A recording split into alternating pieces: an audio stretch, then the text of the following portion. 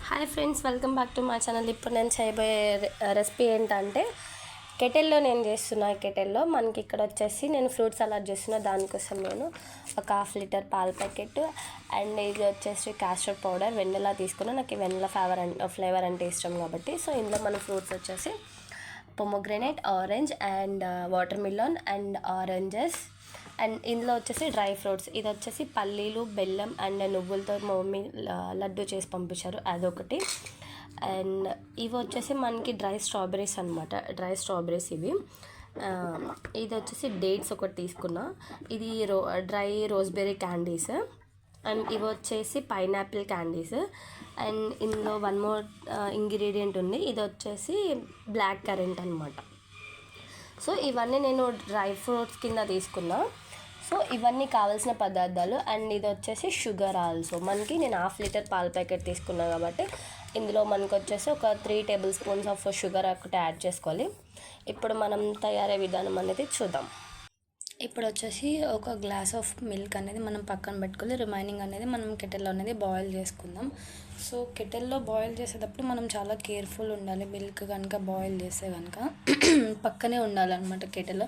So మనకి ఇక్కడ red light on అయితేనే కనుక మనకి ఇక్కడ కెటిల్ అనేది ఆన్ అయినారు. సో మనం ఏ గ్లాస్ ఆఫ్ అయితే మిల్క్ అనేది పక్కన పెట్టామో అందులో మనం 2 table spoons of castor vanilla powder అనేది మనం మిక్స్ చేసుకుందాం. మిక్స్ చేసినప్పుడు మనం అందులో ఉండలు లేకుండా అనేది కలుపుకోవాలి. చాలా సాఫ్ట్గా, లైక్ మనం దోశల పిండి ఎలా అయితే కలుపుతామో ఆ క్వాంటిటీలో అనేది ఇది కూడా కలుపుకోవాలి. మీరు జస్ట్ 2 టేబుల్ స్పూన్ వేసినట్టు అది థిక్నెస్ అనేది వచ్చేస్తుంది ఆటోమేటిక్గా. మీరు కలుపుతూ ఉన్నప్పుడు థిక్నెస్ అనేది వస్తుంది. సో ఏంటంటే ఫస్ట్ ఒక 10 మినిట్స్ వరకు మనం దాన్ని కలుపుతూనే ఉండాలి, అందులో ఉండలు లేకుండా. ఉండలో కనుక ఉంటే కనుక సో మనకి ఫ్రూట్ సలాడ్లో అనేది ఆ పౌడర్ అనేది తగులుతుంది అనమాట. సో మనం ఫస్ట్ అనేది దీంట్లోనే మనం ఉండలు లేకుండా అనేది కలుపుకోవాలి. కలిపిన తర్వాత కూడా మనకు ఒక జస్ట్ 2 మినిట్స్ పక్కన పెట్టినా సరే దాంట్లో కింద మడ్డి ఉంటుంది చూసారా, మడ్డి అనేది మనకి కిందకి అనేది వచ్చేస్తుంది. సో ఈ లోపల ఇక్కడ పాలు కూడా పొంగుతున్నాయి. సో పాలు పొంగేటప్పుడు ఏంటంటే మనం కెటల్ నుంచి పక్కకు తీసి మనం ఒకసారి షేక్ చేసి మళ్ళీ అనేది పొంగించుకోవాలి. సో ఈలో పాలు పొంగేటప్పుడు మనం నా ఫిష్ అనేది చూసేద్దాం. ఈ ఫిష్ వచ్చేసి నేను లక్డీ కప్పుల్లో లూలు మాల్లో అనేది తీసుకున్నా. సో ర్యాండమ్గా విజిట్ చేయడానికి అని వెళ్ళాము. సో నాకు అక్కడ తీసుకున్న ఫిష్ కలర్ చూసారు ఎంత నీట్గా మీకు అట్లా కనిపిస్తుంది, కానీ అది ఫిష్ కలర్ పింక్, లైక్ చాలా లైట్ బేబీ పింక్ అనమాట. సో అక్కడ లూలు మాల్లో కనుక ఫిష్ తీసుకుంటే వాళ్ళు మనకి ఫుడ్ అనేది కూడా ఫ్రీ ఇస్తున్నారు. కాబట్టి సో ఇదే కనుక మనం బయట తీసుకుంటే కనుక టోటల్ మనకి 300 అవుతుంది. బట్ అక్కడ లూలు మాల్లో 200 వచ్చింది. సో ఫుడ్ కాస్ట్ కూడా వచ్చేసి 105 రూపీస్, అది ఫిష్ వచ్చేసి 200 రూపీస్, మొత్తం టోటల్ 205 అయితే బయట తీసుకుంటే. సో మనం లూలు మాల్లో తీసుకుంటే కనుక ఫుడ్ అనేది ఫ్రీ ఇస్తారు. ఇది బీటా ఫిష్ అనమాట. దీన్ని చాలా కేర్ఫుల్గా అనేది చూసుకోవాలి. ఈ లోపల మనం పాలు కూడా పొంగిపోతున్నాయి కాబట్టి ఒకసారి మనం దాన్ని కలుపుకుని సరౌండింగ్స్ ఏదైతే ఉందో దాన్ని కూడా మనం ఒకసారి కలుపుకొని షుగర్ అనేది ఎంత షుగర్ అయితే మనం తీసుకున్నామో ఆ షుగర్ అనేది వేసుకున్నాం. షుగర్ వేసుకున్న 3 మినిట్స్ లోపు మనం ఏదైతే క్యాస్టర్ పౌడర్ మిల్క్ కలుపుకుని పెట్టుకున్నామో అది దాన్ని కూడా ఒకసారి కలుపుకుని పాలల్లో అనేది వేసుకోవాలి. పాలల్లో వేసిన వితిన్ సెకండ్స్ మీరు కలుపుతూనే ఉండాలి. కలపలేదు అనుకుంటే కనుక మీకు అది అనేది గట్టిగా అయిపోయి ఉండలు కట్టేస్తుంది అనమాట. సో కలుపుతూనే ఉండాలి.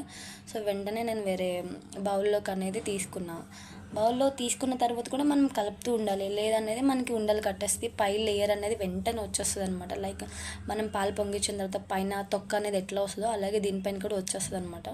సో వెంటనే కలిపిన తర్వాత మన ఫ్రూట్స్ అనేది ఒకదాని తర్వాత ఒకటి వేసుకున్నాం. ఫస్ట్ నేనైతే 2 ఫ్రూట్స్ వేయబోయేసరికి బౌల్ అనేది నిండిపోయింది. సో నేను వేరే దాంట్లోకి అనేది సపరేట్ చేస్తున్నా.